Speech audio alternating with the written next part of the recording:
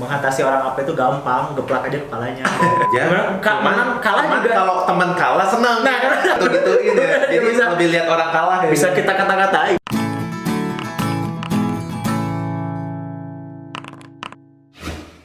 Selamat datang di Roll and Joy, di mana kita bakalan ngobrolin segala sesuatu tentang board game secara enjoy. buat sekarang kita bakal ngobrolin soal top 10 game kita masing-masing nih. Kenapa harus top 10 di? Nah, soalnya kita tuh pengen tahu dari awal kita bikin video ini nih, hari ini sampai ntar mungkin episode 100, episode 1000 malah, kita tuh tesnya berubah atau enggak, atau game-game ini tuh tetap bakal jadi favorit kita. Begitu. Oke, sebelum kita mulai ke gamenya, kita perkenalkan diri dulu. Nama gue JB. Gua Dika, langsung to the point aja kali ya. Boleh. Dari top 10 kita, sok back. Oke, gue dulu ya. Nomor 10. Nomor 10 gua itu game party. Banyak yang benci buat kalangan board gamer, entah kenapa. Tapi menurut gua ini cukup menarik sih, yaitu One Night Ultimate Werewolf. Yang berbeda dengan game Werewolf yang which is dibenci banyak orang karena sistem eliminasinya sebenarnya. Yang nggak disukain adalah udah mati ya udah lu jadi hantu dan nontonin orang main. Dan lama banget itu, lama banget gamenya. Nah, di One Night Ultimate Werewolf ini gameplaynya itu paling lama 10 menit dan bahkan kita bisa ngedit sendiri waktunya. Ya, 5 menit malah. Bisa 5 menit karena ada aplikasi pendampingnya dan itu berguna banget. Nah, di sini karakternya juga gak jauh beda seperti yang di permainan Werewolf, tapi dikembangkan lebih singkat lagi dan karakternya juga saling mengisi role antara villager dan werewolf-nya itu sendiri begitu. Jadi punya power masing-masing. Punya power masing-masing dan unik gitu. Unik. Dan menjelaskan role-nya juga nggak begitu sulit karena ada aplikasinya ini kan yang menjelaskan role si setiap karakternya dan bahkan ngingetin kita bangun, tidur dan nggak butuh moderator dan itu bagus banget. Itu salah satu pro-nya. Nah, kontranya itu karakternya itu banyak banget. Kalau misalnya kita main lagi, kita harus adaptasi lagi dengan karakter barunya gitu. Kayak awalnya gue main jadi ini, terus jadi anggaplah lu jadi werewolf di awal. Oke, selanjutnya lu ada karakter namanya Insomniac. Oke, Insomniac itu harus gimana cara mainnya? Nah, adaptasi karakternya itu nggak semua orang bisa sih. Kadang ada yang jadi kelihatan banget dia bohongnya gitu. Tapi itu salah satu experience gamenya. Cuman memang itu cukup mengganggu sih gitu. Terus ekspansinya itu ada 4 ekspansi ini. Ada satu ekspansi yang alien. Dia itu nggak bisa dimainin atau nggak optimal dimainin kalau nggak pakai aplikasi. Gitu. Jadi kalau misalnya nggak punya aplikasi pendampingnya, ya udah nggak terlalu rame gamenya gitu. Dan aplikasinya di Android berbayar. Saya tahu kalian ada yang dapat gratis, tapi itu beberapa tahun yang lalu. Kecuali kalau nggak salah di iPhone enggak sih. Gitu Ya, iPhone gratis. Nah, emang iPhone the best. Oke, nomor 10 dari saya, Imperial Settlers. Jadi jujur aja salah satu mekanik favorit itu engine building karena sensasi bikin dari 0 sampai dapat ratusan poin, puas banget gitu mainnya. Tapi kelemahannya biasanya rata-rata engine building itu solitaire, alias tiap orang tuh fokus ke papannya masing-masing, fokus ke player boardnya masing-masing. Nah, di Imperial Settlers ini ada elemen tech deck-nya. Jadi gameplaynya tuh sesimpel lu mainin kartu, lu ngumpulin resource, lu bikin bangunan, itu poin. Nah, tech deck-nya adalah ada satu action di mana lu bisa ngancurin bangunan orang lain. Nah, itu tuh kerasa banget.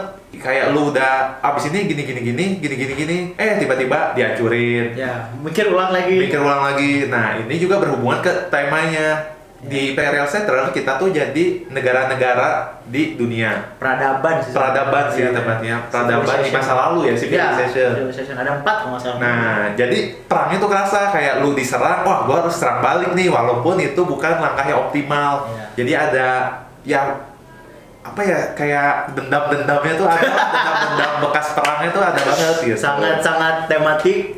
Dan artnya juga bagus banget, joyful, tapi agak menipu sih. Jadi artnya tuh chibi, ceria, Kayak cerah. buat anak kecil gitu ya. Tapi kalau udah main tuh cutthroat banget. Betul, wah, gini banget lah. Ya, benar. Gue setuju sih kalau tech deck-nya. Sebenarnya tech deck nggak terlalu bahaya sih. Cuman membangun civilization dari kecil, terus artnya juga kan ya detail banget kan itu kalau nggak salah. Benar kan? Iya, benar. Kayak kartu-kartunya kayak detail tuh maksudnya si kartu-kartunya tuh kayak ada orang-orang kecil. Jadi nggak cuma bangunan doang, tapi orang-orang yang hidup di dalam peradaban itu tuh kayak orang lagi ngejemur tuh digambar gitu. Artinya tuh ya diilustrasikan dengan baik gitu. Iya benar. Jadi menarik banget sih. Cuman kelemahannya tuh apek banget. Analisis paralisis ya karena ya sebenarnya lu engine building udah mikir abis ini kesini tiba-tiba hancur tuh bangunan lu, jadi kan mikir ulang lagi. Mengatasi orang apa itu gampang, geplak aja kepalanya.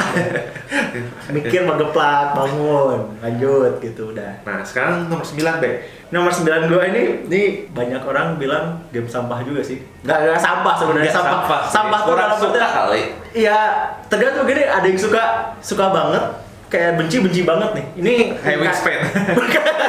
Jangan ngomong Wingspan. Aduh. Ada aja. Udah. Jangan bawa perdebatan dua ini. Games yang ke-9 itu gue Incan Gold. Ini Incan Gold itu gamenya kalau nggak salah 2 sampai 12 kalau nggak salah. Kalau gue nggak salah ya. Nah, di sini tuh gamenya tuh beneran Push your luck. Itu. Ini game ini enak banget dipakai buat ngegantiin game-game kartu kayak remi gitu kan, kayak apa sih yang ngambil gitu, calculan, pokoknya gitu-gitulah game sumput. Ya pokoknya game-game yang konvensional ini bisa, dan ini tuh rule-nya simple banget, sesimpel kayak lu ikut gak atau cabut dari temple. Kalau maju ya lu harus pahami konsekuensinya. Kalau semakin jauh semakin gede poinnya, tapi masalahnya semua orang juga pengen poin yang sama gitu, jadi harus nahan ego juga kadang-kadang. Jadi di game ini tuh kita belajar tentang gimana cara menahan hawa nafsu. Itu anjing banget sih. Kalau Anda greedy, wah susah. Belajar bahwa iri dengki itu nggak akan membawa manfaat, beneran. Jadi pas banget buat ngabuburit. Oh, ini ngabuburit banget. Ini ngabuburit batal di tempat. ngelihat yang wajing duitnya banyak dia. Wah, tidak bisa. Gue juga tidak bisa. Push your luck lagi, tau-tau mati di tengah jalan gitu. Emang simpel banget, dan ya simpelnya ini nggak usah ribet mikir. Buat yang pengen beneran have fun dan ngabisin waktu, atau bahkan sekedar filler yang bikin ketawa tuh ini cocok banget sih. Kurangnya itu kalau menang gak ada satisfyingnya menurut gua. Kayak menang satisfyingnya ada, kalah juga ya udah gitu. Gua nggak merasa. Jadi menang ya biasa aja. Menang kalah juga. Kalau teman kalah senang. Nah, karena salah bener. Gitu-gituin ya. Jadi bisa lebih lihat orang kalah. Bisa kita kata-katain gitu. Mampus gitu. Iya benar. Nah benar, tapi dan minus keduanya adalah kita lebih senang buat orang lain. Buat ketawain nasib sial orang sih.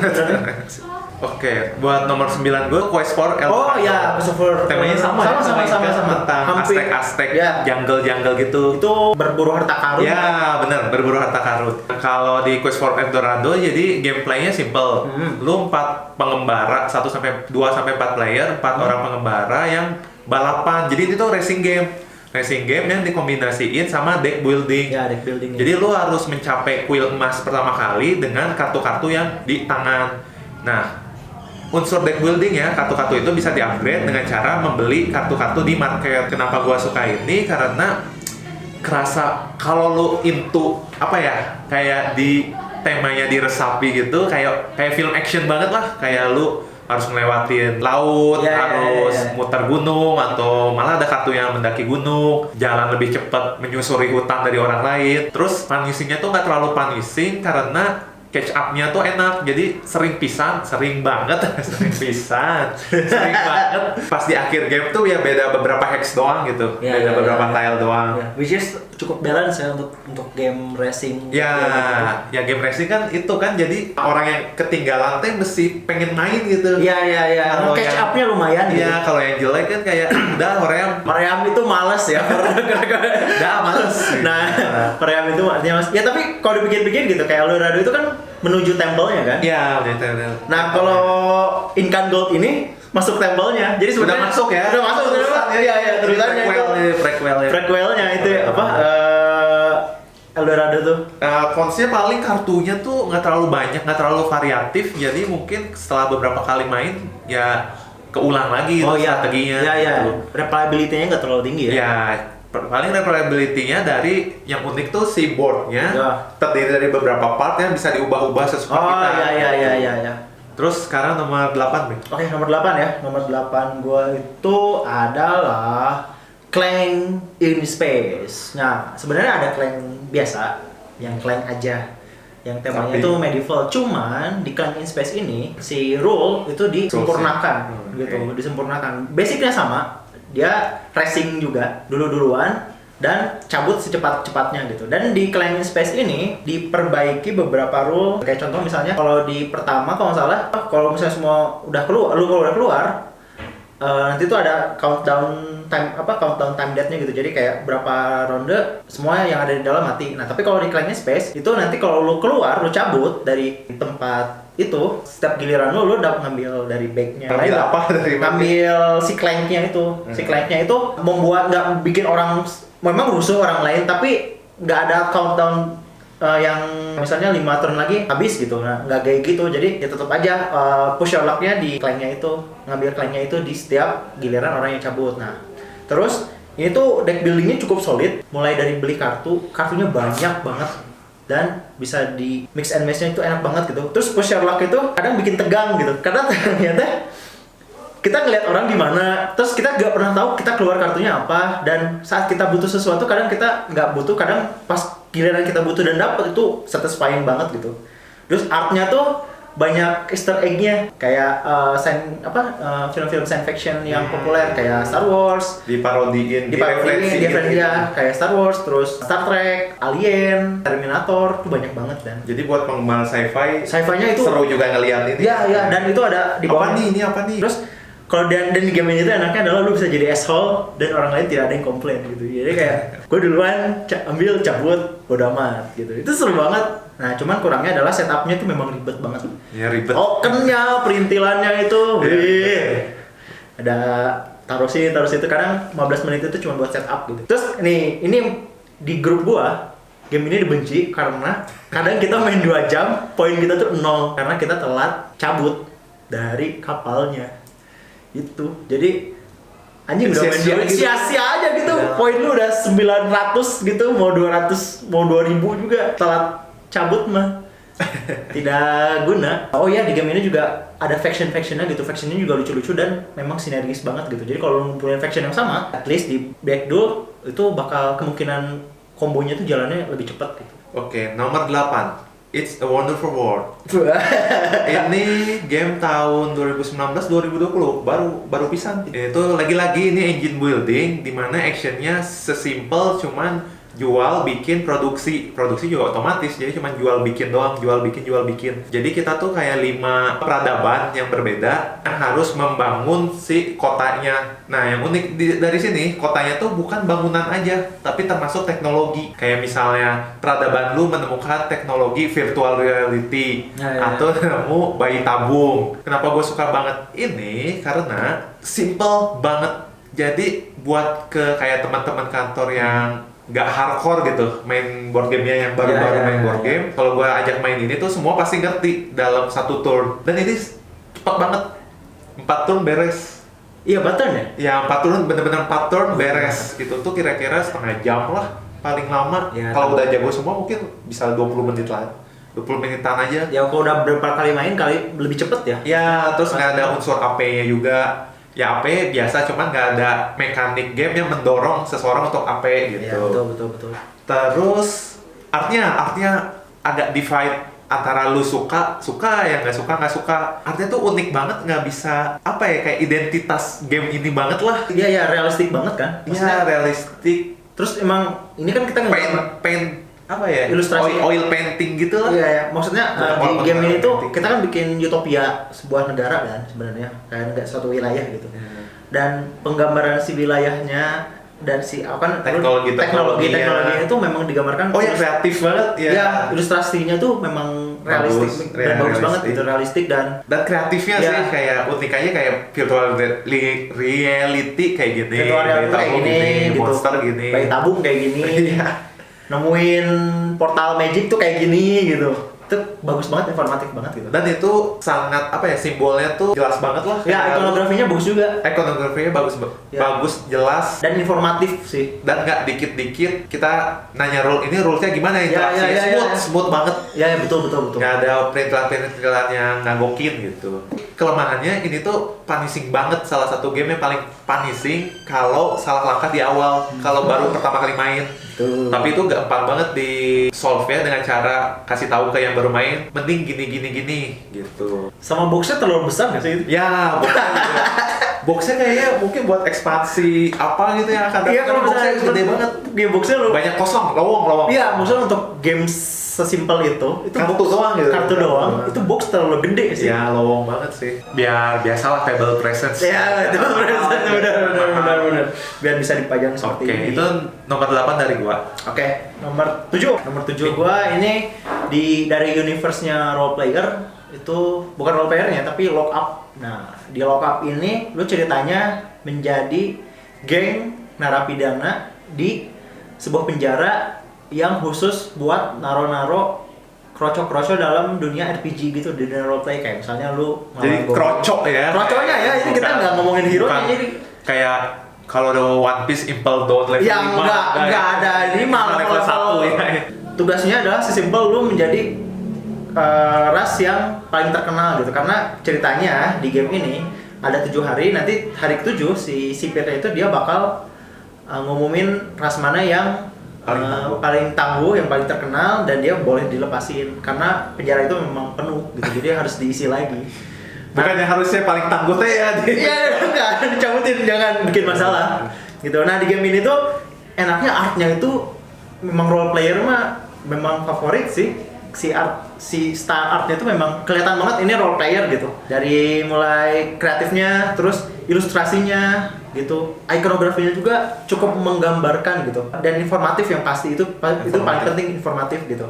Dan flow-nya tuh smooth banget gitu, flow si gamenya tuh. Jadi mulai dari nyari resource, mulai ada sedikit bluffingnya, lu punya grup harus lu dari mana, dari sini ke ya, worker ya, placement-nya itu enak banget gitu, karena dari mapnya, dari art mapnya itu diliatin alurnya gitu. Oh, dari pertama dari sini lanjut ke sini, tapi nggak ngejelasin dengan ikonografi gitu, tapi dengan artnya sendiri. Lo harus lihat sih. Jadi kayak misalnya kayak oh ini jalannya ke sini, oh ini jalan cuma ke sini. Jadi alurnya pas gitu. Oh, jadi kita tahu harus kemana gamenya dan dimulai dari mana gitu. Terus variasi kartu itu banyak, decknya juga banyak, dan ada karakternya masing-masing gitu. Jadi lu karakternya oke, rasnya ini, tapi ada trait-nya sendiri, dan trait-nya itu banyak gitu, dan lu bisa ganti-ganti. Jadi replayability-nya juga cukup tinggi gitu. Itu baru dari trait-nya ya, belum dari kartu itemnya gitu. Itu kan yang lu harus set collection kan gitu. Nah, terus ya ini ngomongin set collection-nya lagi, memang pilihannya sebenarnya masing-masing ya, banyak juga, dan yang paling penting itu balance gitu. Jadi antara lu mendapatkan resource dan membuat resource itu menjadi sebuah barang, itu worth it gitu. Jadi nggak nyari resource nggak terlalu susah, tapi nyari barang juga nggak terlalu susah gitu. Jadi dua-duanya balance. Cuman kurangnya rulesnya memang sedikit banyak peritilan dari awal, karena fasenya ada cukup banyak ya, ada cukup banyak. Jadi dari setiap fase itu harus dijelasin satu-satu di awal-awal ya. Tapi kalau udah jalan smooth banget itu gamenya. Sama banyak istilahnya gitu. game. Ya, istilah yang di dunia game mungkin kalau misalnya bawa orang baru harus dijelaskan orang itu maksudnya apa gitu. Nah, terus ngejelasin VP-nya itu banyak banget, dari dapat VP-nya tuh. Jadi mulai dari dapat dari set collection, dapat dari drafting, dari resource juga dapat gitu. Itu tuh PR gitu buat ngejelasin rule VP-nya aja. Terus gamenya tuh memang cukup lama, karena tadi balik lagi banyak yang apek biasanya, geplak aja kalau ada. Nah, itu dan harus memang berdedikasi gitu, karena gamenya memang cukup lama, antara 2 jam sih. Berempat itu kalau nggak salah ya, yang gue pernah mainin ya, paling lama itu 2 jam gitu. Terus karakternya kadang memang ada beberapa yang OP gitu di karakter. Kalau misalnya lu main yang advance itu karakternya beda-beda, tapi kalau lu main yang normal itu semua disamaratain. Tapi kalau lu mainin advance ya memang kayak gitu, jadi kadang karakternya ada yang OP, salah satunya gitu. Terus mapnya tuh memang makan tempat banget karena gede. Ya gede Banget, dan belum dengan perintilan kanan kiri gitu sih. Lu Dik, Nomor 7 Blood Rage. Kayaknya ini mah gamenya untuk yang main board game tuh udah pada main lah ya. Pada suka lah ya. Iya. Cuman buat yang baru di dunia board game, jadi Blood Rage tuh kalian apa, Viking ya berarti? Viking ya. Apa? Nordic. Jadi Viking sih? Enggak ya? Dewa-dewa Nordic. Oh iya, Dewa-dewa Nordic kayak Thor, Odin. Kita tuh jadi Ya jadi Viking sih, Iya, jadi Viking Viking yang berusaha menguasai daerah-daerah di situ. Ya. Yang paling banyak poinnya menang. Nah, yang orang-orang suka dari Blood Rage tuh karena ini direct interaction banget, kayak battle-nya tuh sering banget, gampang banget buat nge-initiate battle. Terus battle-nya juga ada unsur bluffing-nya, terus strateginya juga banyak. Malah ada strategi yang lu harus mati sebanyak-banyaknya. Iya. Strategi Loki. Ya Loki Nah, tuh. lu harus mati sebanyak-banyaknya. Minusnya tuh mungkin gua nggak terlalu sering mainnya, cuman kata beberapa orang, ini mah strateginya udah ketebak, ada strategi-strategi yang katanya pasti menang, cuman gua belum nemu tuh. Kayak selama main mah kayak oke-oke aja sih. Yang gue baca tuh Loki itu memang sangat-sangat Ya, OP di situ sih. ada strategi yang kalau kita nggak tahu, kayak pemain baru nggak tahu cara menanggulanginya tuh OP banget gitu. Iya. Metanya memang udah kesebar sih itu. Ya, kayaknya ini mah nggak usah panjang-panjang kali ya, ini udah banyak yang tahu lah. Iya, Pokoknya dan- Blood Rage. Blood Rage. Blood Rage. Nah, oke, nomor 6 nih. Nomor 6 gua ada ini, gua nggak tahu kalian, kayaknya ini jarang, ini underrated juga sih game Ya, namanya. gua baru pertama denger pas JB ngasih tahu. Liberatores, Iya. The Conspiracy to Liberate Rome. Memang judulnya cukup panjang sih. Jadi si game ini tuh sebenarnya game deduction, tapi deductionnya itu hidden identity. Ada deductionnya juga ya, which is pasti lah ya. Nah, di hidden identity ini tuh mekaniknya tuh nggak cuma ngomong sosial aja, tapi ada area majority-nya juga, masalah ya. Ada majority, terus kayak lu ada serangkaian aksi dan play card gitu.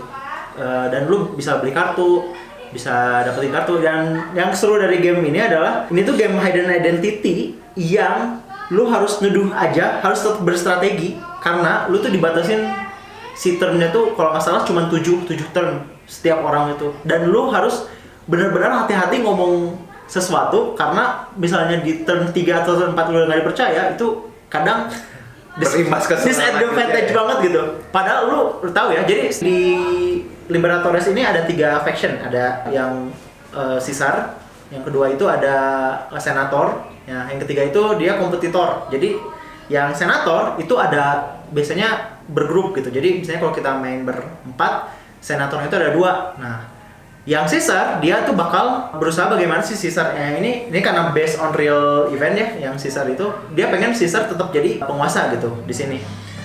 Nah, terus yang terakhir kompetitor, dia tuh pengen dia yang berkuasa gitu, dan dia harus ngumpulin fame sebanyak mungkin gitu. Nah, di sini kita harus berdiskusi nih yang mana siapa dari siapa, karena di awal kita beneran deductionnya juga. iya, karena di awal kita benar gak tahu siapa teman siapa lawan. Jadi kita bisa sedus orang gitu kayak, ayo ini gue temen lu gini-gini. Nah, tapi ada beberapa aksi yang bisa meng-counter gitu loh.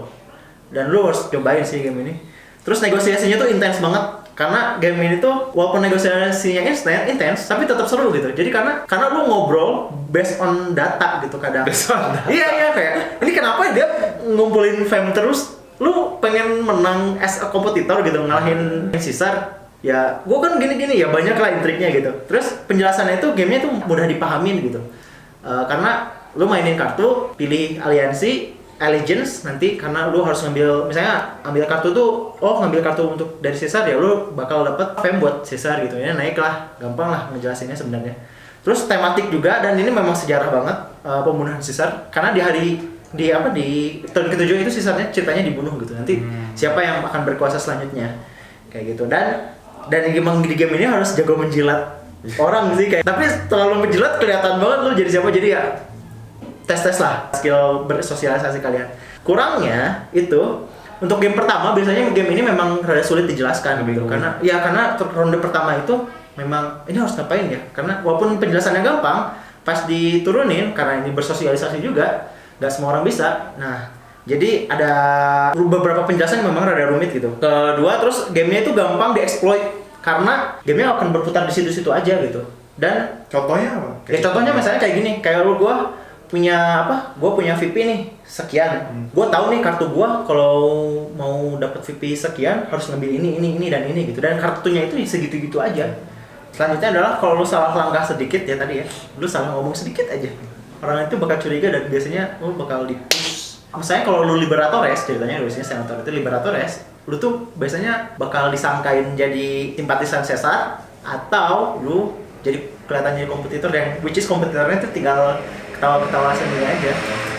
Ya gitu. Terus gamenya itu memang kurang, ini gamenya kalau ini sebenarnya bisa main bertiga, tapi kagok banget kalau bertiga. Kagok banget. Kagok banget karena gak enak lah walaupun dimainin. Berarti minimal berapa? Minimal bertiga. Jadi ya gitu deh. Nomor 6 lo apa? Oke, nomor 6 gua Kemet.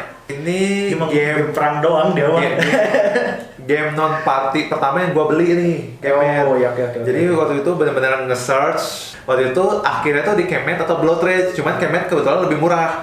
Nah, tapi walaupun ini game pertama yang dibeli, sampai sekarang tuh masih suka. Kenapa? Karena bedanya, oh ya, jelasin dulu, Kemet tuh game area control di mana kita harus menguasai beberapa tempat atau dapat poin dari battle, ngalahin orang, dapat VP-nya. Nah, kalau yang Blood Rage tuh Nordic, kalau Kemet tuh apa sih? Mesir. Kayak Ra, Anubis. Ya, dewa-dewa Mesir gitu. Ya. Yang gua lebih suka dari Kemet ada unsur jalannya. Kalau Blood Rage tuh jalannya tuh bisa dari tempat atas langsung ke bawah. Ya. Nah, kalau Kemet tuh kayak kalau lu suka RTS kayak Civilization, Age of Empire, ya, nah Kemet tuh lebih mendekati ke situ karena ada move yang lu ngegerakin 1, 2, 3 gitu. Ya, jadi ada beberapa area kalau satu titik ke satu titik lu harus melewati beberapa area. Pilihannya juga banyak, pilihan actionnya lu bisa nyerang kota orang, bisa menguasai kuil, ngorbanin pasukan lu, buat dapetin VP. Betul. Terus salah satu yang favorit dari Kemet tuh kalau kayak Blood Rage atau Rising Sun atau Inis itu kan mereka Blood Rage sama Inis tuh card drafting. Jadi strategi yang lu mau bikin sebelum main game tuh ya tergantung kartu yang didapat. Nah, kalau Kemet power tilesnya tuh dari awal udah gitu-gitu aja gitu. Jadi abis main tuh bisa kepikiran, oh next game mau gini dari sini ke sini. Soalnya pasti itu yang keluar gitu. Kalau Blood Rage sama Inis ya card drafting. Ethnos ngambil kartu berdasarkan kartu. Terus Kemet tuh paling kerasa sih battle-nya lebih kerasa dari Blood Rage kalau menurut gua. Kok kayak ini ya yang ada mekanik pushback-nya itu ya? Ya, Nah, itu cukup menarik sih. terus minisnya juga oke sih walaupun game tahun 2010 padahal. Tahun 2010 tapi minisnya ya udah oke aja. Bukan keluar second edition masih? Nah, tahun lalu mereka baru aja buat ngeluarin reboot kali ya. Apa ya? Remake. Enggak, iya second edition. Namanya Kemet Blood and Sand. Expansion itu ada beberapa yang dimasukin ke si core gamenya sama ya dibagusin lah pokoknya. Di okein lah. Betul. Kurangnya apa sih? Nah, cuman kurangnya tuh di power tilesnya tuh kan banyak tuh. Ada 4 jalur lah, 4 pet kalau di video game 4 pet dan 20 masing-masing tuh ada 20 tiles ya. Jadi wah ngajarinnya gua tuh sampai ngeprint di translate ke bahasa Indonesia lagi ke yang lain biar cepet biar nggak usah ngajarin soalnya seitunya gitu. Iya, memang yang talent tree sebanyak itu gitu. Dan ikonnya jelek banget, mungkin tahun 2010 kali ya. Enggak juga sih, itu kalau icon itu gimana desainernya bisa jadi nggak jelas lah ikonnya, emang harus lihat rulebook dan banyak perintilan nggak boleh gini, ini kirain boleh, ternyata enggak gitu-gitu. Iya, maksudnya nggak dijelaskannya nggak dengan visual gitu. Iya, terus harus, kalau menurut gua sih harus dimainin berkali-kali biar ya tadi karena strateginya dari awal udah kelihatan, biar ke improve diri sendiri itu baru kerasa gitu. Iya. Mainin berkali-kali. Terus artnya juga ya udah gitu aja gitu. Artnya jelek sih, art portalnya jelek. Menurut gua sih itu fine sih, cuman memang tidak spesial banget gitu, biasa aja. Iya, gua kurang suka sih artnya, kayak ya daftar gitu loh, kayak lupa gitu, kayak gimana tuh lupa. Terlupakan lah ya. Terlupakan Oke. Benar. Itu nomor 6 gua, Kemet. Oke, nomor 5 gua itu, ini gua baru dapet setelah sekian lama. Memang baru rezekinya sekarang itu Nothing Personal. Tom Vessel dan Steve Avery kalau nggak salah ya, benar itu. 2 orang itu. Jadi di Nothing Personal ini kita jadi gangster mafioso gitu. Jadi kita benar-benar harus gini banget lah. Apa gitu. Gini ya kalau berpikir tuh gini gitu, cerutu gitulah. Feel gitu-gitu banget gitu. Nah, di Nothing Personal ini bisa dibilang area majority ya? Atau area control? Area control ya? Majority sih. Iya nggak sih? Tapi majority buat kontrol sih. Nah, itu ya? Iya, sekitar situ lah. Game ini tuh game Euro yang enak dipartiin gitu. Jadi karena gamenya 3-5 orang, karena ada 5 house, itu seru banget buat interaksinya gitu. Nah, terus game ini tuh bener-bener Nothing Personal karena tag death-nya itu beneran tag death gitu. Dibunuh. dibunuh, disingkirkan, diturunkan jabatannya. Ya udah nothing personal aja. Jadi memang cukup intens dan karena jadi ada beberapa game yang kadang tech death-nya saking intensnya kita tidak terasa itu tech death gitu. Jadi ya udahlah, part of the game aja gitu. Dia nggak sakit hatinya ada mungkin di awal-awal, tapi kayak ya udahlah, gue juga nanti gue bakal melakukan hal yang sama pada dia, ya udahlah. dan pas banget sama temanya Ya temanya memang mafia banget kan, kayak saling serang. itu ya, saling serang, either lu nge-assassinate atasan lu atau lu menggugurkan dia jadi atasan lu dan lu naik jadi pemimpin yang baru gitu. Ya gitu memang mafia banget lah. Tematiknya kena banget lah itu game. Penjarain orang, wah. Terus kalau dibunuh tuh sleeping with the fish. Oh iya, itu ya, sleeping with the fish itu tematik banget kalau di mafia itu memang istilahnya tuh itu gitu. Terus negosiasinya itu beneran jadi kunci dan itu menarik sih buat yang suka main sosial game. Itu negosiasi sama orang karena negosiasinya lu bribe orang, terus bahkan lu bisa gentleman agreement gitu, which is tidak direkomendasikan karena semua orang bisa jadi asshole di game ini. Nah terus itu malah ada di, kalau nggak salah tuh di rulebooknya, deals are not binding. Iya, jadi udah dikasih tuh itu nggak harus dilakuin. Itu kayak Sheriff of Nottingham sama sheriffnya kan, lu bisa aja kayak bargaining tentang gue dapet ini ya, tapi di akhir gak mengikat gitu. Nah terus tema mekaniknya ya tadi ya gue bilang cukup menjelaskan gamenya juga gitu. Jadi walaupun simple, ke gamenya itu ngaruh banget dan oke, clear gitu rule-nya. Terus rulebooknya itu enak banget buat dibaca, memang kayaknya Tom Vessel sih. Dia udah banyak baca rule kayak. Kayak baca rule itu memang runut banget gitu, mulai dari bahkan sampai ke satu titik gitu. Itu tuh banyak, tapi kita nggak capek gitu bacanya karena memang poin-poinnya tuh tegas gitu. Nah kedua itu ngejelasin rule-nya tuh cukup ribet di awal karena fasenya itu sama apa ya, istilah-istilahnya tuh bikin bingung sih. Iya. Kita pertama kali nyoba. Ya karena istilahnya kadang istilah mafia gitu, walaupun memang di rulebooknya tegas, penjelasannya itu memang tegas, cuman istilah mafianya itu kadang ini tuh istilah mafia ya. Gua nggak begitu familiar, memang rada sulit sih. Nah terus kedua itu kadang karena banyak rule tadi, terus suka nggak ke-exploit gitu di awal-awal. Jadi ke-explore-nya tuh sedikit gitu. Jadi kita harus berkali-kali baru ini gua harus sini. Baru ini yang orang kerasa tuh baru ini tuh gini. Ya bahkan setelah sekali main gitu. Ya karena kan lu dapet board rule juga tuh. Terus lu ada buku rule juga. Jelas itu padahal, tapi kadang kita kan fokus ke satu feel-nya. Iya, feel-nya kita langsung ke map-nya kan. Padahal kita tuh ada rule lain loh di setiap board kita tuh ada rule-nya juga gitu. Itu bisa dibaca gitu. Memang rulebook-nya bagus, tapi kita memang harus kuat bacanya gitu, detail-detailnya tuh memang penting gitu. Kalau lu mau nge-exploit game ini atau mau nge-explore, jangan exploit katakanlah. Explore game ini gitu. Terus ada beberapa komponen yang sebenarnya tuh Gak penting amat di game ini. Tapi di big box kan kayaknya untuk tematik sih. Sampai kalau edisi 2-nya tuh jumlah dadunya tuh dikurangin karena emang gak guna gitu. Memang gak terlalu guna, kita kan ada 2 dadu yang hampir identik. Ada 3 dadu. Iya, 3 dadu. Maksudnya pas di 2 dadu identikal gitu. Iya, 2 dadu identikal. Nggak buat apa gitu. Terus kotak-kotaknya memang membantu, tapi token-tokennya itu kayaknya tidak perlu sebesar itu di token uangnya. Iya. Yang gua rasain tuh karena mungkin ini game dari reviewer ya, si Tom Vessel itu campur aduk dari berbagai mekanik. Kayak pertama area majority, terus area control ada, terus karakter power, tiap yang lo kontrol dapat power si karakternya. Terus negosiasi ada, bluffing ada. Kayak yang ini seru nih masukin. Ya. Jadi ini Euro juga nggak Euro banget ya. Gue mau bilang ini party juga kayaknya nggak party amat. Gateway ya. Gateway ini terlalu menjelimet. Cukup menjelimet untuk gateway gitu.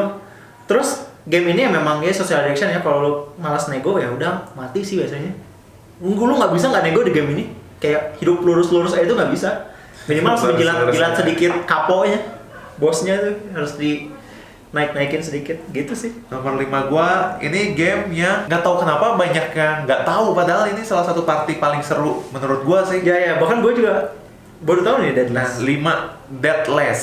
Jadi di Deadless cara mainnya tuh harus pakai video, harus dijelasin kayak ngeliatin cara mainnya. dimana kalian harus mempengaruhi pemain lain buat nge-vote orang lain buat ngebunuh orang itu. Sebenarnya kayak lo dijelasin gini kayak ya udah gitu aja gitu. Nah tapi pas main ini tuh salah satu game yang paling tinggi social interaction-nya. Ini wah gila, kayak bener-bener selalu ada setiap gerak-gerik, setiap kata-kata tuh dicatat gitu sama orang lain. Terus pasti dijamin lah ketawa-ketawanya mah. Terus bakal ada cerita ke depan-depannya kayak lu mah gini. Ini pasti membekas lah di kedepannya. Ini tuh lebih ke experience sih, kayak kalau ada orang-orang baru yang baru main board game tuh selalu nih nyobain ini nih. Harus nyobain nih, harus ngerasain Deathless si experience-nya ini. Cuman kelemahannya ini tuh kayaknya seru kalau di atas 10 orang. Ya, itu berapa orang sih minimal? Minimal tuh 6 doang sebenarnya. Ya. Tapi kayaknya kurang seru kalau 6. Tapi sebenarnya saya belum pernah nyoba sih. Saya nyobanya selalu di maksimal di 12 pemain, selalu di 12 pemain. Lu nggak pernah 6 orang? Nggak pernah, belum pernah. Cuman kalau dari gamenya karena ada banyak votingnya, kayaknya kalau kurang dari 10 tuh kayak kurang aja gitu mempengaruhinya. Dan itu nggak pakai moderator ya? Nggak pakai moderator. Betul. Dan sangat mengandalkan pemainnya. Jadi maksudnya mengandalkan pemainnya tuh harus aktif gitu, harus antusias main pemainnya tuh. Nggak boleh ada yang misalnya ngajak pacar yang sebenarnya nggak mau itu, sebenarnya nemenin doang tapi diajak main. Ya benar-benar harus aktif karena negosiasi terus harus ada yang ngegerakin pemain-pemainnya, harus ada yang aktif kayak ngapain lagi vote si ini yuk gitu. Iya. Memang problem dengan game sosial gitu tuh ya gitu. Playernya harus at least dia antusias dengan gamenya, atau jangan ngebebanin dengan gua bukan game gua nih terus gua paksa. Iya. Banget sih. Harus into lah, harus into the game. Emang pengen main ini gitu. Betul. Jadi nomor 5 gua Deathless, sebuah experience yang bakal dibahas berhari-hari kemudian. Oh iya, sama satu lagi lupa kelemahannya. Harus sama yang teman-teman yang dikenal, soalnya kayaknya game-game sosial tuh rata-rata gitu sih. Kayak lu lebih seru gitu. Mungkin bisa sama stranger, cuma lebih seru kalau sama yang udah kita kenal. Betul, gitu. Karena kita udah tahu seluk-beluknya. Iya, maksud gua kita tahu nih di mana kita harus berhenti. Maksudnya ada batasan-batasannya gitu, ada boundaries di mana kita gini gua terlalu pushy sama dia gitu. Karena jokes-jokesnya kadang untuk menjelaskan sesuatu kan kadang kita menjelaskan dengan jokes gitu. Kadang kalau jokesnya nggak masuk sama orang baru gitu itu kan jadi apalagi orang di Indonesia kan lebih lebih masuk ke hati kan. Kalau orang luar biasa gitu. Iya. Memang ada beberapa orang yang nggak di Indonesia doang sih. Maksudnya ada beberapa orang memang baperan aja gitu. Iya. Tapi kan kadang kita kalau misalnya dia tahu baperan gitu kan kita tahu nih batasnya di mana. Iya benar. Nah, itu nomor 5 gua Deathless. Nomor 4 gua itu Citadels tapi yang second edition. Sebenarnya yang first edition bagus juga. Cuman di second edition ini diperbaiki, itu mirip kayak Clank tadi. Jadi kayak kalau di Clank biasa itu ada rule yang sudah solid, Clank in Space tuh di improve role-nya. Nah, terus di sini tuh ini tuh game Euro yang enak dipartiin gitu. Karena gua waktu awal main game ini kayak game party masa berenam sih gitu. Iya. Tapi ternyata tidak party juga Euro. Itu cukup Euro sih karena action selection-nya lumayan simple tapi ngaruh banget gitu sama si permainannya itu. Tech death-nya juga, tech death-nya enak banget buat dimainin. Dan itu tech death-nya itu nggak bikin terlalu emosi, tapi cukup low emosi. Tapi nggak sesakit hati itu gitu. Karena tech death-nya ada di beberapa karakter kan, lu ceritanya jadi master builder kan ceritanya. Jadi seorang yang ngebangun sebuah kerajaan dan lu berkompetisi dengan master builder lain-lain gitu. Jadi harus bikin bangunan yang memperindah si kerajaan itu sendiri. Kayak gitu. Dan ada karakternya. Ini karakternya yang menarik karena ada karakter 1 sampai 8. Nah, setiap karakter punya kekuatan masing-masing dan spesialisasinya masing-masing. Tech death itu di karakter itu dan kita ngambil karakternya itu drafting.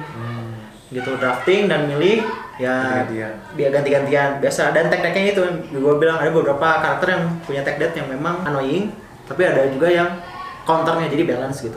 Yang orang semua tuh ada karakter yang tech death-nya tuh bikin orang lain skip satu turn jadi nggak main gitu. Itu menurut gua kayak ada yang annoying tapi kan maksudnya ada beberapa karakter juga untuk menghalangi dia gitu. Jadi memang balancingnya menurut gua di situ sih. Nah, terus variannya tuh bisa banyak banget. Jadi ada banyak. Nah, bedanya sama yang first edition, di second edition ini kita dikasih banyak modul gitu. Ada modul A, modul B, modul C, dan karakternya dan beserta unique buildingnya karena ada unique building kan. Unique buildingnya tuh banyak banget dan itu bikin replayability-nya cukup tinggi juga. Ya, kartunya banyak. Kartunya banyak banget kan. Nah, terus diliatin lah kita mode-modenya, jadi kita bisa Milih berganti ya? berganti, Iya. bahkan kita bisa mix and match sebenarnya. Tapi kalau lu mau main rekomendasi bisa juga mainin rekomendasi yang ada di rule. Nah terus kartunya itu variatif, tadi uniknya banyak banget dan jadi nggak bakal bosen lah mainnya. Terus rule-nya simple, sesimpel kayak lu ambil uang atau ambil kartu, pilih roll, lakuin kekuatannya, udah segitu doang. Di akhir yang dapat 7 building duluan selesai gamenya, trigger game end. Terus baru lihat poin. Sesimpel itu doang gamenya. Nah, terus artnya tuh, ini kalau lu lihat artboxnya itu tuh detail banget, semua karakter ada di situ. Bahkan sampai lu balik-balik ke belakang, itu sampai ke bawah-bawahnya itu ada gitu. Karena karakternya kan ada banyak di second edition ini ya. Dan 16, 24 lebih dia. gua nggak itu sih, tapi Pokoknya set 8 kan? set 8, 16 Iya. atau 24. itu banyak lah itu, dan di boxnya tuh indah banget gitu ngelihatnya. Itu mirip Imperial Settlers sebenarnya, cuman di big boxnya gitu. Terus rulebooknya juga enak dibaca, informatif, banyak variasi, enak lah. Terus nggak enaknya drafting karakternya itu kadang membuat gamenya jadi dragging, karena lu harus adaptasi dengan keadaan gitu, kayak gua harus ini, terus lu harus baca pikiran orang secara tidak langsung, kayak ini dia mau banyak duit nih, apakah gua harus memblok dia gitu, kayak gitu itu tuh. Dan tiap turn ganti-ganti, dan itu cukup bikin gamenya apik lah. Keplak aja. Selalu gue ingetin keplak aja yang apa mah. Kalau poinnya ketinggalan jauh nih di game ini biasanya susah sih ngejarnya. Ya, benar-benar. Bener nggak? Iya. Benar-benar. Kalau lu misalnya dia udah 7 nih, kita Ada masih males. 2, wah PR lah. Kecuali dia melakukan hal tolol yang membuat kita, oke, dia bisa ngejar nih, kayak gitu. Terus gamenya itu bakal garing sih kalau di bawah 5 orang, kan sebenarnya bisa Iya. main berdua tuh. Bisa main berdua, ada modulnya. Tapi garing sih. Garing itu kalau main berdua atau bertiga tuh harus berlima minimal. Gitu sih. Lanjut ke nomor 4. Oh, ini udah mulai top 5 ya. Nomor 4, Ethnos. Lagi-lagi area kontrol ya. Ini gua mau masukin ini nih, tapi Kenapa nggak dimasukin? tapi cerita dulu ya. Kemarin pas kita main, mana udah pernah main sebelumnya? Ya udah. Udah. Oke, Ethnos tuh game area control yang quick to teach, quick to play. Ya. Ini Fast game, pacet. game andalan banget kalau misalnya sejam lagi nih main apa nih yang ada interaksinya, Ethnos gitu. Jadi kita tuh berbagai ras-ras dari Tolkien ya, berarti ini ya lebih ke Kayak- Lord of the Ring gitu ya. Gak maksudnya Tolkien enggak sih. Iya, Maksudnya Tolkien sih, ini Tolkien banget. Ya. Maksud gua dia ras mitologi. ras mitologi. Iya, rasnya tuh kayak Minotaur, Centaur, Ya. Orc, Skeleton, Ada Wingfold. Wingfold, jadi agak-agak basic-basic dari mitologis gitu.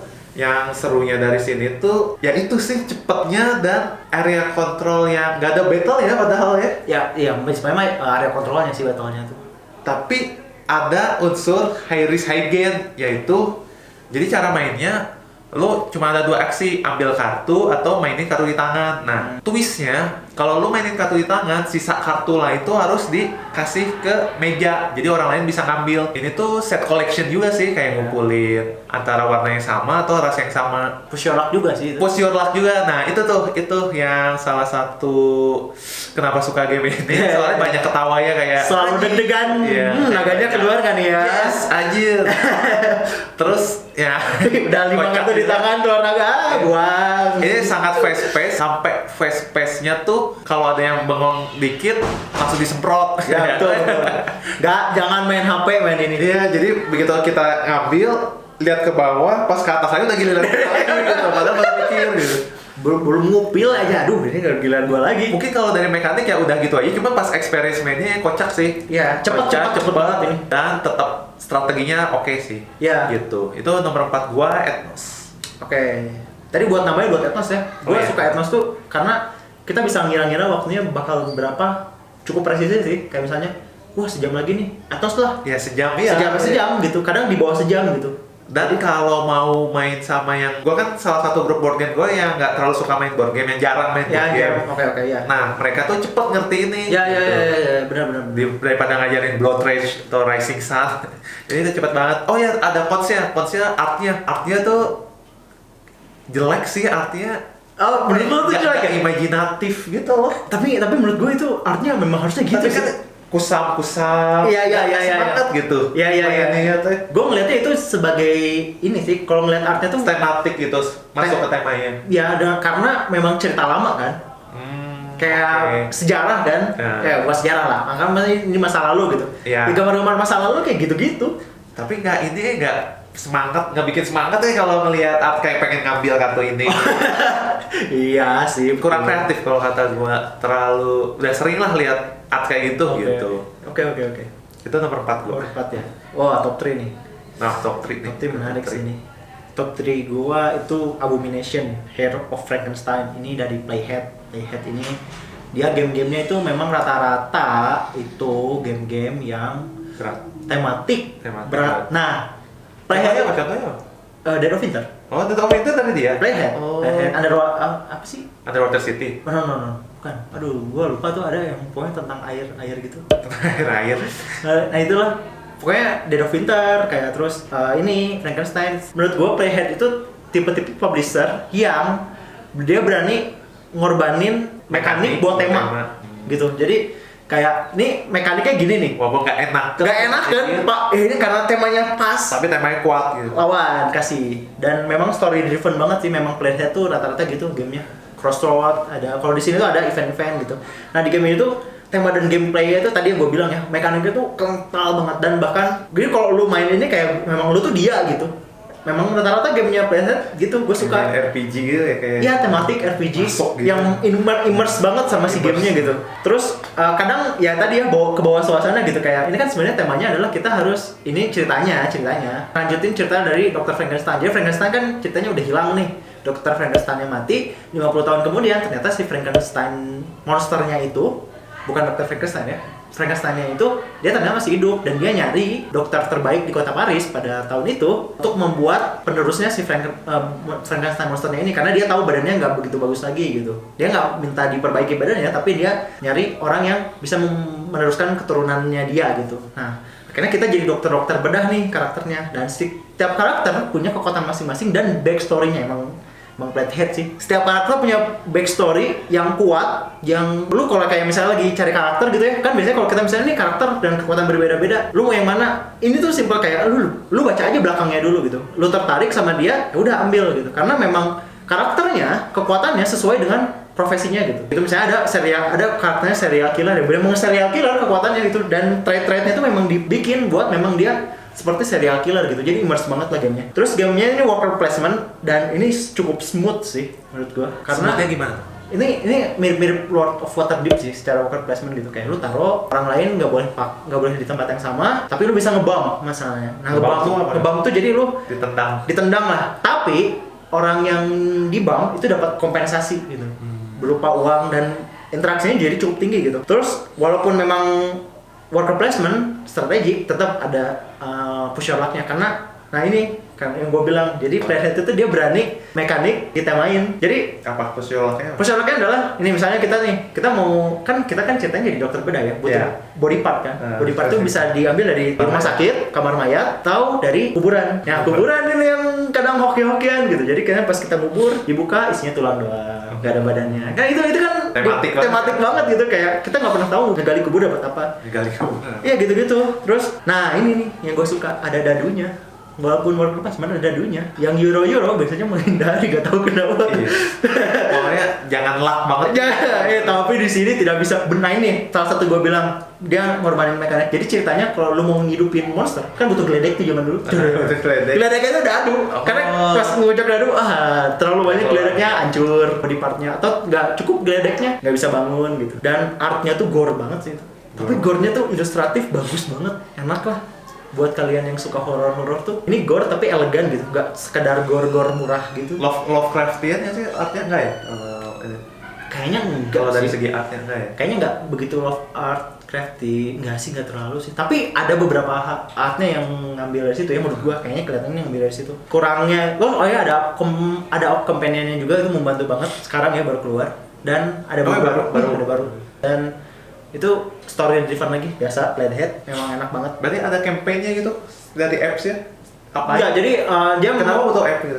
Nah, jadi kita bisa, jadi kayak ada beberapa event gitu kan biasanya dibaca, ini dari sananya langsung gitu. Dibacain, nah cerita-cerita aja lah. Minusnya ya gitu, mapnya tuh sangat terlalu asik sampai kadang kita tuh ngelihat bangunan tuh rumek gitu.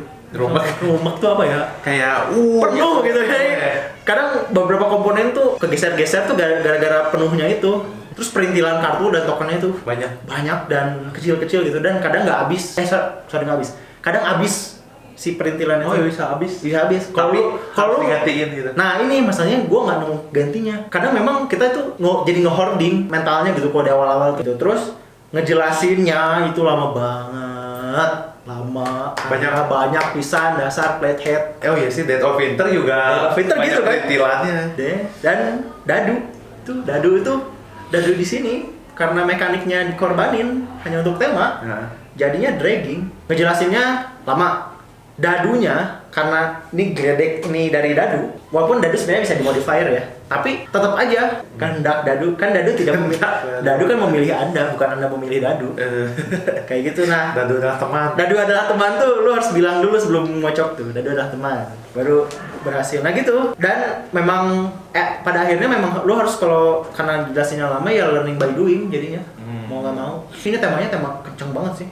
Terus banyak yang harus diingat, jadi keep tracknya rada susah. Karena saking tematiknya si game ini tuh, jadi lu tuh ada, bahkan lu dipikirin ya, intelijen lu tuh berapa, humanity lu berapa, stat-statnya itu banyak gitu. Dan lu tuh harus keep track, oh gua harus yang mana ya.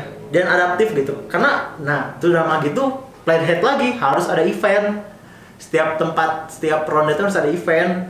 Eventnya baca lagi, ada cerita lagi. Kayak ini kartu crossroadnya. Iya, kayak crossroad panjang. Iya, udah gitu kan lu baca ini, baca page sekian, baca lagi. Tapi ceritanya menarik sih. Ceritanya tuh memang beneran menarik. Victorian banget lah. Victorian banget. Nah, itu artinya Victorian. Iya, artinya Victorian banget. Kayak ada satu tempat yang lu tuh harus membunuhin warga-warga miskin gitu. Oh, Jack Ripper gitu. Iya. Iya, maksud gua temanya adalah lu kan butuh fresh body. Semakin fresh body, apa sih anggota tubuhnya kan semakin bagus. Ya tidak ada yang lebih bagus selain setelah membunuh, bukan? Bunuhin humanity banget. Romantik banget itu lucu. Itu menurut gua sih menarik sih. Gua suka banget Abomination. Itu nomor 3 gua. Top 3 gua ini game yang pasti semua orang pernah denger lah. Buat yang sering main board game. Ini klasik banget sih. Ya, tapi gua nggak suka. Iya, Castle of Burgundy. Jadi, Castle of Burgundy ini tuh game paling yang bikin merasa paling pinter setelah menang. Wah, anjir, gua pinter nih. Gua witty banget lah ini kalau menang.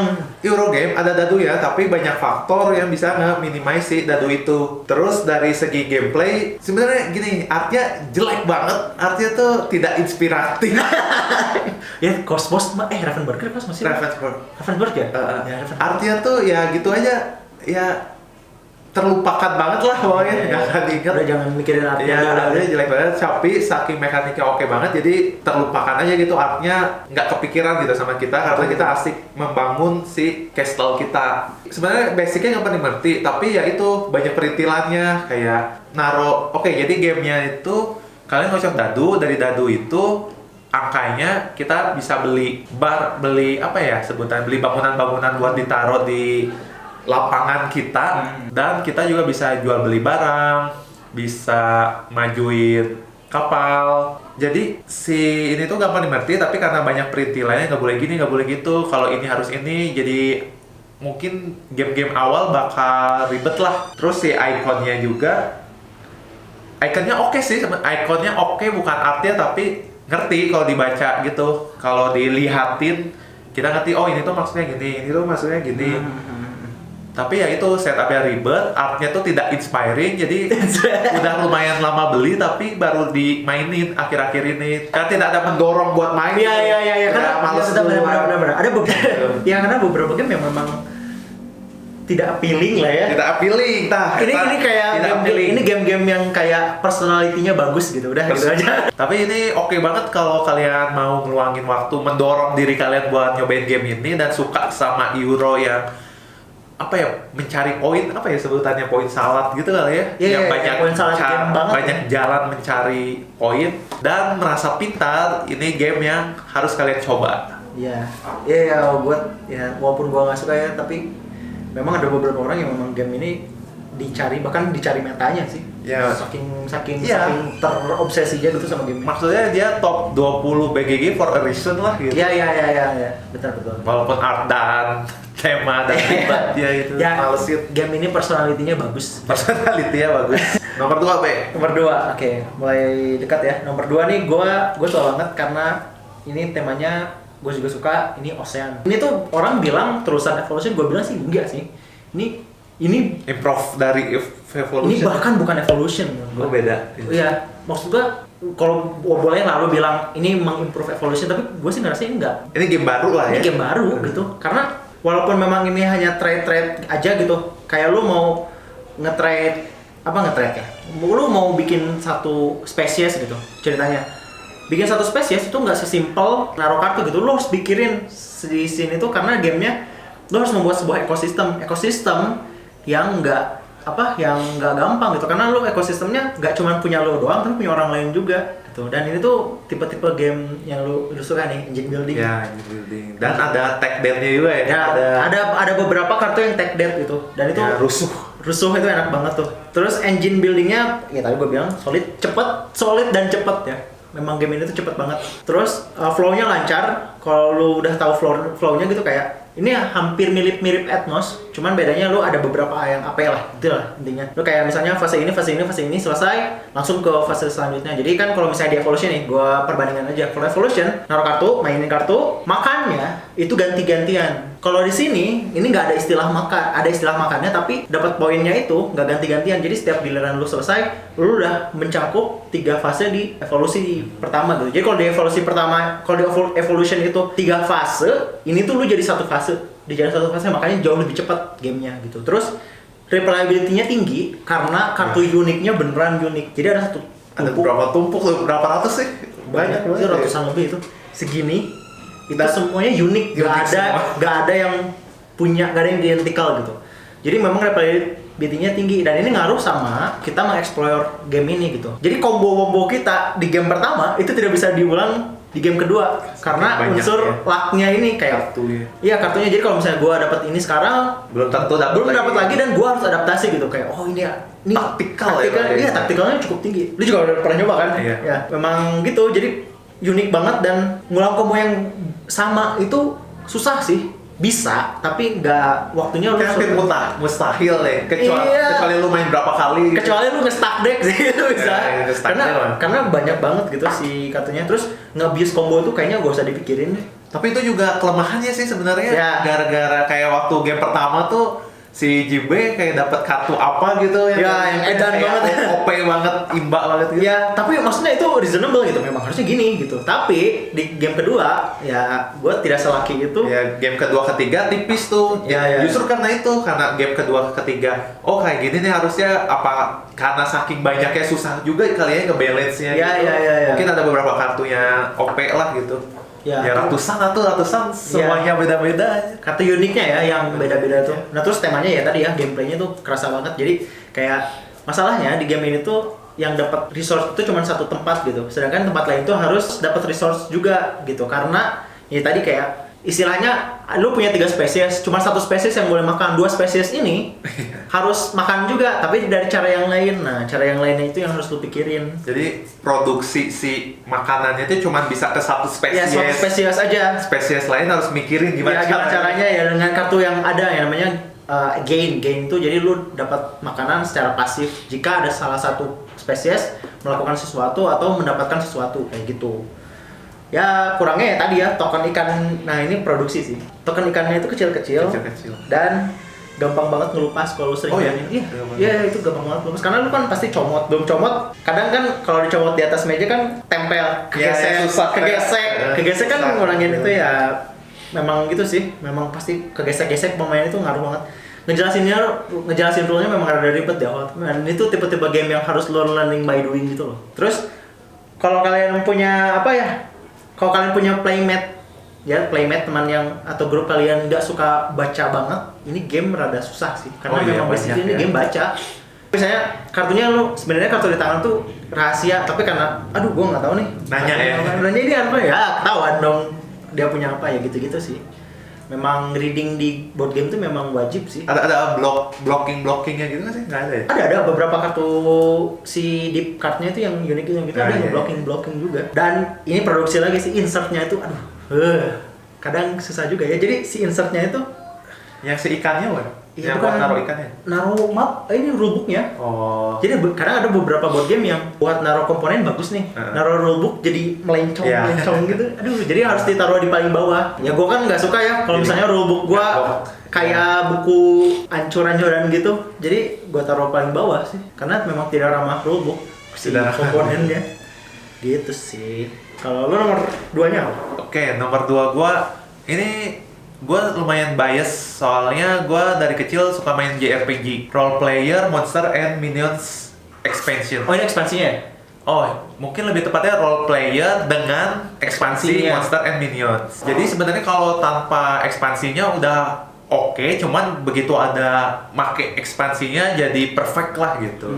Gue sukanya karena tadi pertama bias. Jadi kalian tuh di sini membuat suatu karakter, membuat tuh bener-bener membuat kayak rasnya apa, jobnya apa, stats awalnya gimana, terus traits-nya apa. Selain ada traits, ada personality juga. Iya, Jadi itu tuh. bener-bener lengkap lah. Ini karakter customize kalian. banget kayaknya Customize banget. Tapi nggak dimainin Rasanya kan orangnya? nggak dimainin. Nah, dimaininnya ntar bakal tahun ini tuh keluar. Oh, ada ininya ya? Ya, yang role and player adventure. Jadi si orang yang kita bikin di sini bisa dipakai tuh di D&D. Terus selain suka dari si ya customize ini juga suka karena smooth banget gameplaynya dari A ke B ke C itu tuh jalan gitulah kayak mulus gitu. Iya. Roleplay sih ya. Roleplay. Jadi ini tuh game dice drafting, tiap turn ada dadu-dadu yang dikocok untuk diambil bersama. Terus kita pakai dadunya untuk mendapatkan resource, beli koin, beli barang. Oh ya, itu juga kita bisa beli equipment, beli senjata, beli armor, beli item. Kalau yang di ekspansinya tuh nambah apa sih? Nah, nambah monster. Oh, monster ya? Nah, kita di turn itu bisa milih antara mau beli item atau ngelawan monster. Ntar ketika monsternya kalah, kita bakal dapat dadu-dadu buat ngelawan bosnya. Jadi end game-nya tuh kita ngelawan big boss-nya di final boss. Oh, berarti siapa yang bisa ngalahin dia? beneran gitu. dimainin gitu ya? Ya, Oh. dimainin secara tidak langsung. Secara kayak- tidak langsung ya? Iya, gue tau. Terus ya selain mekaniknya oke, ini artnya juga oke banget, artnya seru, dan yang paling penting world buildingnya. World buildingnya tuh saking oke-nya ya sampai nge-spawn berbagai game kan. Lockout, Cartographer. Ya emang jadi franchise ya? Jadi franchise karena emang sebagus itu world buildingnya gitu. Betul. Kayak itu sebuah dunia MMORPG yang hidup lah. Memang jadi nge-spawn banyak franchise ya? Iya, Udah kayak Marvel aja. Ya, karena world buildingnya oke. Betul. Se-oke itu sampai ngasih kesempatan publishernya buat bikin beberapa game berdasarkan dunia itu. Iya, beda ya, bukan lu ngeluarin ekspansi terus-terusan di game yang sama gitu. Ya, oh ya sama bedanya kalau Castle of Burgundy kan nggak appealing yang kita pengen mainin. Nah kalau role play itu justru appealing banget kayak. Iya. Kalau lu sering main video game dulu kayak RPG ya pasti sukalah sama game ini dan tertarik buat main secepatnya gitu. Oh iya. Karena kita ngebangun stats juga, Iya, strength-nya ngebangun berapa, in-nya berapa, karismanya berapa. Iya. Ini kan kayak mimpi kita, bukan mimpi, maksudnya ini kan kayak kebiasaan kita dulu ngebikin kalau misalnya di karakter-karakter di RPG itu kayak gue mau give the best Ya. gitu loh. Apa sih yang paling bagus tuh gitu? Salah satu poin teroke-nya tuh ya tadi dari karakter lemah sampai di akhir game tuh powerful dengan berbagai equipment dan berbagai strength buat ngalahin. Ada satu tujuannya yaitu ngalahin si final boss-nya itu gitu. Iya. Tapi ekspansinya ada satu lagi kan ya masalah? Ada satu lagi. Itu ya? Ya, itu Friends and Familiar buat nambahin pets. Jadi ya ada pets lagi kalau lu main RO atau main Ya, lu main nggak sih RO? Main. Ada petsnya sama ada kayak familiar kayak kurs-kurs gitulah yang Ya, harus familiar, dihilangin ya. yang mengganggu. Cuman kalau menurut gua ekspansi Minion and Monster udah cukup sih. Tapi wajib sih karena ada satu tujuan yang diakhiri. Ngerti gak sih kayak lu bangun kalau tanpa ekspansi tuh lu bangun karakter udah ngitung poin udah. Sedangkan kalau si Monster and Minions ada tujuannya nih buat ngalahin ngasih, orang ya ngasih Oh. di make sebesar-besarnya ke bos terakhir gitu. Pokoknya role player with Monster and Minion tuh oke banget lah gitu. Gue harus coba main sih, mungkin berubah. Emang lu belum pernah? Enggak, gue belum pernah sama ekspansinya. Oh belum pernah. Iya. Sok B, nomor 2 B. Nomor 2. Tadi nomor 2 kan? Sekarang nomor 1 nih. Top 1-nya apa nih? Top 1.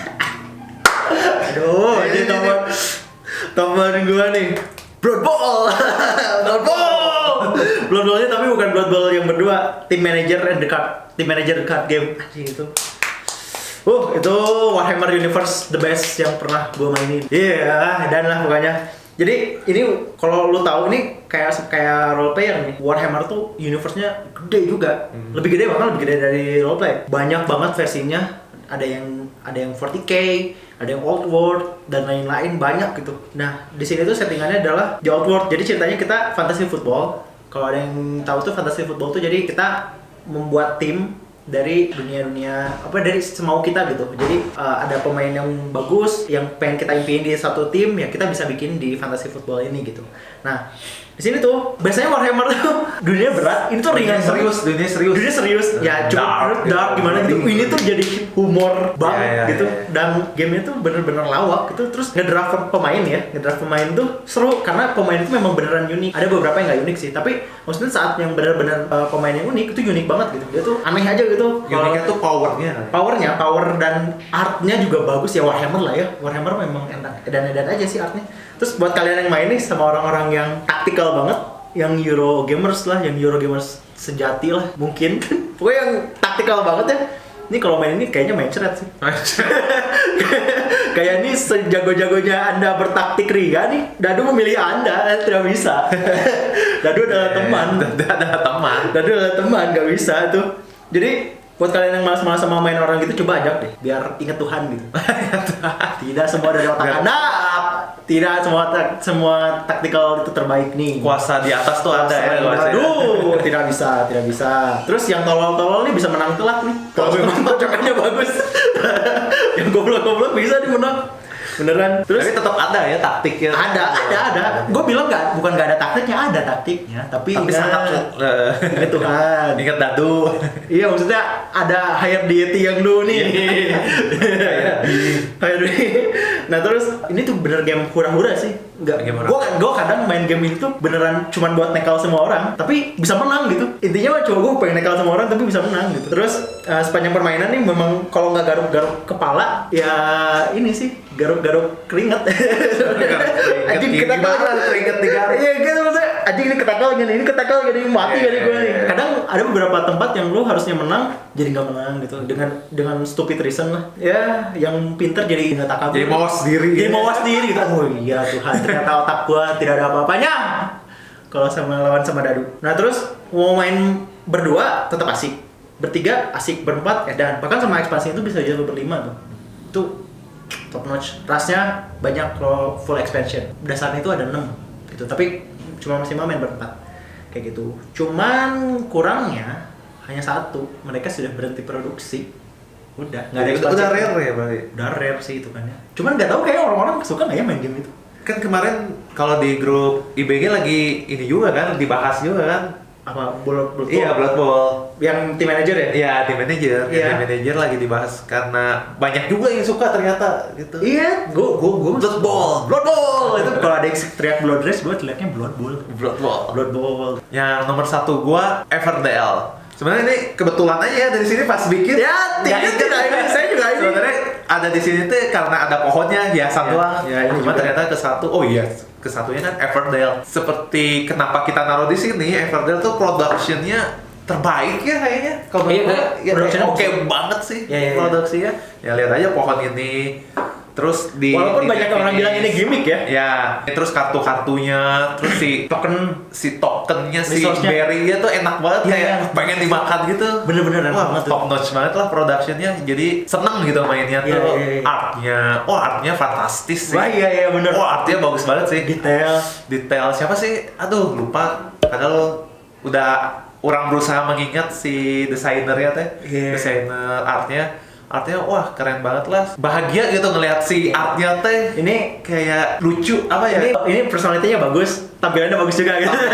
juga visualnya oke juga Visualnya dilihat oke banget. Terus yang paling suka dari Everdell, jadi di Everdell tuh kita mayor kita wali kota yang sedang membangun kota-kotanya. Cara mainnya simple banget. Ini juga salah satu game yang saya paling suka buat ngajarin ke orang yang baru karena pertama simple, kedua cepet. Action kita tuh benar-benar cuma 2, naruh worker, mainin kartu. Naruh worker cuman dapetin resource, mainin kartu buat efeknya jalan. Nah, yang bikin strateginya di kartu yang didapat. Tapi ini gamenya lebih ke tactical sih daripada strategi karena kita harus beradaptasi dengan kartu-kartu yang kita dapat. Terus ada mekanik-mekanik inovatif kayak lu mainin kartu mainin apa ya si critter. Jadi itu kartu dibagi dua, critter, Ada building. ada construction, building. Ya, Nah, kita bisa mainin critter kalau udah ada buildingnya. Jadi secara tema juga menarik sih, kayak lu bisa mainin merpati. Merpati kan identik sama pos kan. Ya, Lu ya. bisa mainin gratis kalau sebelumnya lu udah bangun kantor pos. Iya.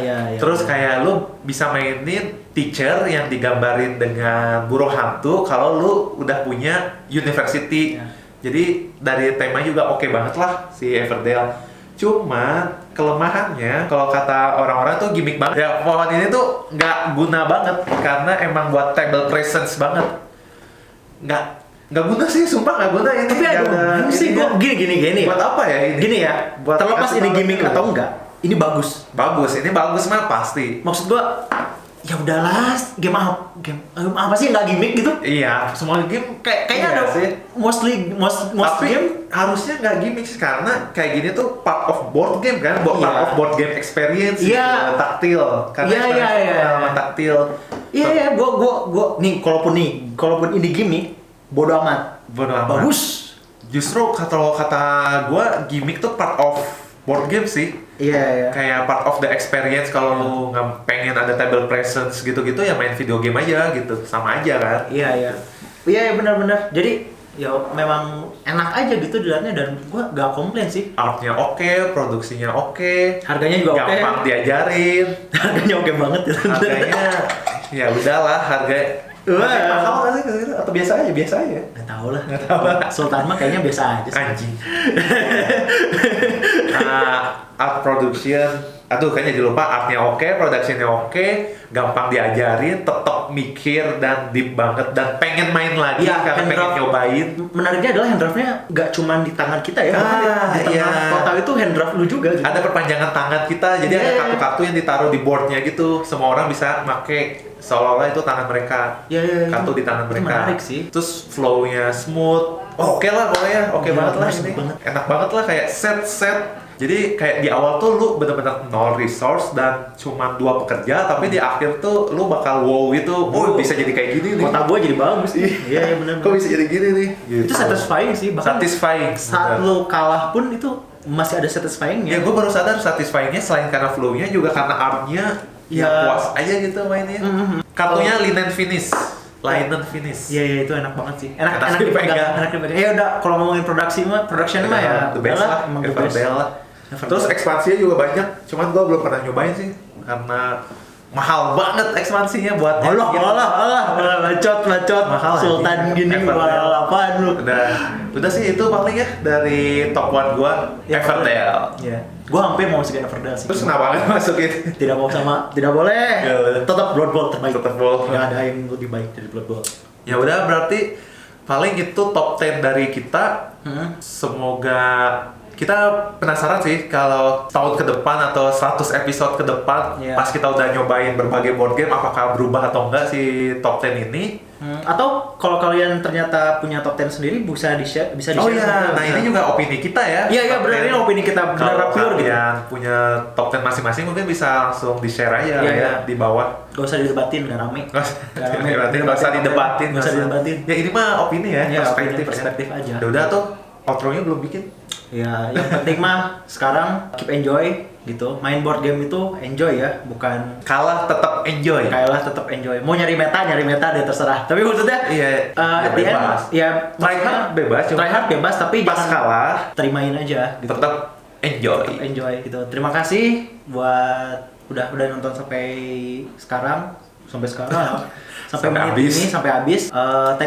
Sorry kalau misalnya kita masih ada kesalahan. Kalau misalnya ada Atau belum lancar ngomongnya. Video atau misalnya ada pertama nih. kesalahan Oh, itu benar. bisa dikoreksi di Faktual, kolom komentar faktual. ya kalau kalian mau koreksi gitu. Kalau enggak juga nggak apa-apa sih. Tapi boleh deh. Terima kasih. Terus tonton support kami kalau mau lihat konten-konten yang lainnya. Dan terima kasih, keep roll and enjoy. Bye bye. Walau kalah Tetap enjoy.